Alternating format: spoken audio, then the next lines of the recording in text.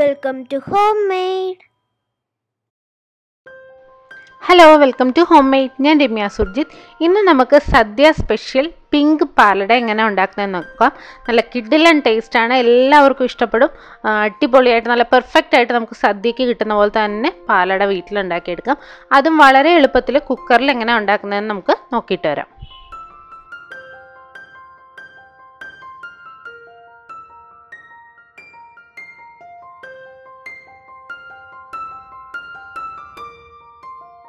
അപ്പോൾ ഈ പാലട കുക്കറിൽ ഉണ്ടാക്കാനായിട്ട് നമുക്ക് വേണ്ടത് ഇതുപോലെയുള്ള ചെറിയ അടയാണ്. റൈസ് അട എന്നും പറഞ്ഞ് നമുക്ക് വാങ്ങിക്കാൻ കിട്ടും. അപ്പോൾ ഞാൻ 200 ഗ്രാമിൻ്റെ പാക്കറ്റാണ് വാങ്ങിച്ചിരിക്കുന്നത്. 200 ഗ്രാം വെച്ചാണ് ചെയ്യുന്നത്. അപ്പോൾ ചെറുത് തന്നെ എടുക്കാൻ നോക്കുക.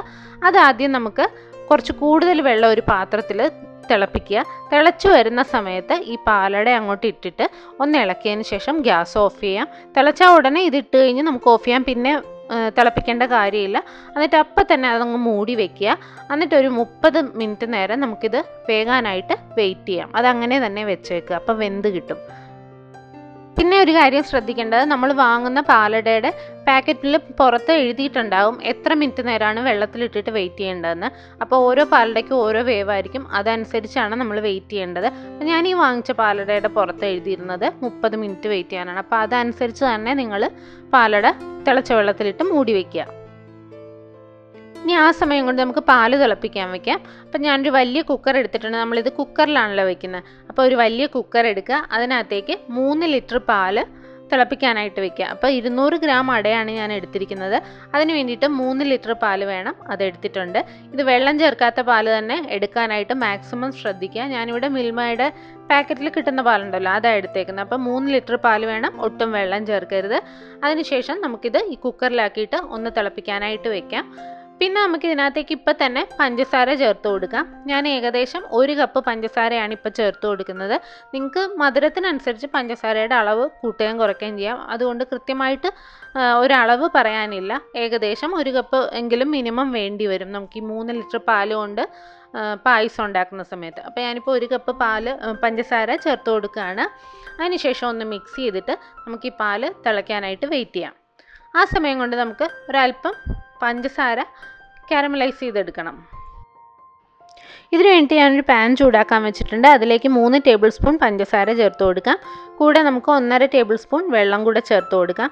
നമുക്ക് എന്നിട്ട് ഇത് ഹൈ ഫ്ലെയിമിൽ ഇട്ടിട്ട് ഒന്ന് ചൂടാക്കി എടുത്ത് വരുമ്പോഴേക്കും അത് ഉരുകി നല്ല ഡാർക്ക് കളറായി കിട്ടും. ഒരു ബ്രൗൺ കളർ ആകുന്നവരെ നമുക്കിത് ഉരുക്കിയെടുക്കണം. ശരിക്കും പറഞ്ഞാൽ നമ്മൾ കുക്കറിൽ വെക്കുന്ന സമയത്ത് ഇതുപോലെ ഷുഗർ കാരമലൈസ് ചെയ്ത് ചേർക്കേണ്ട കാര്യമില്ല, അല്ലാതെ തന്നെ പിങ്ക് കളർ വരും. എങ്കിലും നിങ്ങൾക്ക് ചിലർക്കൊക്കെ നമ്മൾ ഉപയോഗിക്കുന്ന കുക്കറിനനുസരിച്ച് ചില കുക്കറിന് സൈഡിൽ കൂടെ ആവി പോവുകയും അങ്ങനെ വല്ല ഇഷ്യൂ ഒക്കെ ഉണ്ടെങ്കിൽ നമ്മൾ ഉദ്ദേശിക്കുന്ന ചിലപ്പോൾ പിങ്ക് കളർ കിട്ടിയെന്ന് വരില്ല, നല്ല കളർ കിട്ടിയെന്ന് വരില്ല. അപ്പം അങ്ങനെ വരുമോ എന്ന് പേടിയുള്ളവർ മാത്രം ഇങ്ങനെ ചെയ്താൽ മതി. അല്ലാതെ തന്നെ പിങ്ക് കളർ നമുക്ക് കുക്കറിൽ വെക്കുമ്പോൾ കിട്ടിയിരിക്കും. അപ്പോൾ ഇത് നന്നായിട്ട് ചൂടായി വരുമ്പോൾ ഇതുപോലെ പതഞ്ഞു വരും. അപ്പോൾ അടുത്ത് തന്നെ ഉണ്ടാവണം, ഇട്ടിട്ട് പോയാൽ അത് കരിഞ്ഞു പോവും. അപ്പോൾ നന്നായിട്ട് കളർ വരുന്ന സമയത്ത് ഒന്ന് ഇളക്കി കൊടുക്കുക. അപ്പോഴേക്കും പെട്ടെന്ന് തന്നെ അതിൻ്റെ കളർ മാറി ഗോൾഡൻ ബ്രൗൺ കളറാവും. ആ സമയത്ത് നമുക്ക് ഓഫ് ചെയ്ത് കൊടുക്കാം. ഇതങ്ങ് ചേർക്കുമ്പോഴേക്കും പാലടയ്ക്ക് നല്ല കളർ കിട്ടും. അപ്പോൾ ഇപ്പം നന്നായിട്ട് കളറൊക്കെ മാറി വരുന്നുണ്ട്. ഇനി നമുക്ക് ഓഫ് ചെയ്തിട്ട് നമ്മൾ തിളപ്പിക്കാൻ വെച്ചിരിക്കുന്ന പാലുണ്ടല്ലോ, അതിനകത്തേക്ക് ഇതങ്ങ് ഒഴിച്ചു കൊടുക്കാം. ഇതൊഴിക്കുന്ന സമയത്ത് സൂക്ഷിക്കണം, അത് പെട്ടെന്ന് ചിലപ്പോൾ പൊന്തി വരും, തെറിച്ച് വീഴാൻ സാധ്യതയുണ്ട്. അപ്പോൾ ശ്രദ്ധിച്ച് വേണം ഒഴിക്കാനായിട്ട്. അപ്പോൾ നമ്മുടെ പാല് നന്നായിട്ട് ചൂടായി വന്നിട്ടുണ്ട്. അപ്പോൾ നന്നായിട്ടൊന്ന് ഇളക്കി കൊടുക്കുക. പാല് തിളയ്ക്കാൻ തുടങ്ങുന്ന സമയത്ത് നിങ്ങൾ തീ കുറച്ച് വെച്ചതിന് ശേഷം കുക്കർ മൂടി വയ്ക്കുക. കുക്കർ വെയിറ്റ് ഇട്ട് തന്നെ മൂടി വെച്ചിട്ട് ലോ ഫ്ലെയിമിൽ വെക്കാൻ പ്രത്യേകം ശ്രദ്ധിക്കണം. പാല് തിളച്ചാൽ ഉടനെ നമുക്ക് തീ നന്നായിട്ട് കുറച്ച് ലോ ഫ്ലെയിമിൽ വെക്കുക. അതിനുശേഷം കുക്കർ അടച്ചു കൊടുക്കുക. വെയിറ്റ് ഇട്ട് തന്നെ അടച്ചു കൊടുക്കുക. എന്നിട്ട് ലോ ഫ്ലെയിമിൽ വെച്ച് ഒരു 30 തൊട്ട് 45 മിനിറ്റ് വരെ നമുക്കിത് അങ്ങനെ തന്നെ വെച്ച് ആ പാലൊന്ന് വേകണം. വെന്ത് അതിനകത്ത് കിടക്കുന്ന ഷുഗർ പിങ്ക് കളർ ആകുന്നവരെ വേവിച്ചെടുക്കണം. അപ്പോൾ ഒരു 3/4 മണിക്കൂർ വേണ്ടി വരും. ആ സമയം കൊണ്ട് നമ്മുടെ അടയൊന്ന് നോക്കാം. ഇത് ഏകദേശം 30 മിനിറ്റ് ആയിട്ടുണ്ട്. ആ സമയത്ത് അട നന്നായിട്ട് വെന്ത് വന്നിട്ടുണ്ട്. ഇങ്ങനെ തൊടുമ്പോൾ തന്നെ പെട്ടെന്ന് തന്നെ അലുത്ത് വരും. അപ്പോൾ നമുക്കറിയാം ഇത് വെന്തിട്ടുണ്ടെന്നുള്ളത്. ഇനി ഇത് നമുക്ക് എന്ത് ചെയ്യണം, ഒരു അരിപ്പയിൽ കൂടെ അരിച്ചെടുക്കാം, അതിൻ്റെ വെള്ളമൊക്കെ കളയാം. അതിനുശേഷം ഒന്ന് കഴുകിയും കൂടെ എടുക്കുക. കുറച്ച് സാധാരണ പച്ചവെള്ളം ഒഴിച്ച് ഇതുപോലെ ഒന്ന് കഴുകി കൊടുത്തു കഴിഞ്ഞാൽ അട തമ്മിൽ ഒട്ടിപ്പിടിച്ച് പോകില്ല. നമ്മുടെ പാല് വെന്ത് വരുന്ന സമയം വരെ ഈ അട ഇങ്ങനെ തന്നെ വെച്ചേക്കണ്ടേ കഴുകി, അപ്പോൾ ഒട്ടിപ്പിടിക്കാതിരിക്കാനൊക്കെ നല്ലതാണ്. ഇതുപോലെ ഒന്ന് കുറച്ച് തണുത്ത വെള്ളം ഒഴിച്ച് സാധാരണ പച്ചവെള്ളം ഒഴിച്ച് ഒന്ന് കഴുകി കൊടുക്കുക. എന്നിട്ട് അതങ്ങനെ വെച്ചേക്കുക.